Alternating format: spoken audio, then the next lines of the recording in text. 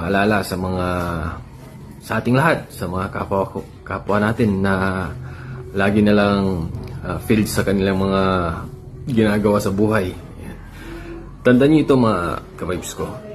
Hindi lahat ng failure sa buhay ay pagsubok lamang. Marami kasi sa atin ang nasanay sa kasabihang ito na kapag ikaw ay nagdurusa, ikaw ay pumalpak, ikaw ay nagkamali, lagi nating iniisip na ito ay pagsubok lamang.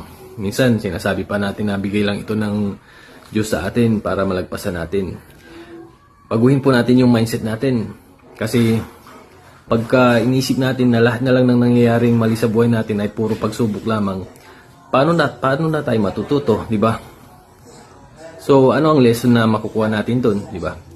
Minsan may mga bagay na minsan kailangan mo din i-consider na yung mga failures natin, yan ay parusa na rin sa atin. Parusa yan ng mga maling desisyon natin sa buhay, di ba?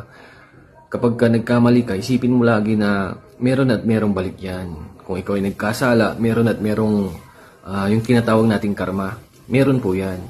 Kaya kung nagkamali tayo sa buhay, sa mga desisyon natin, huwag natin isipin na pagsubok na naman yan.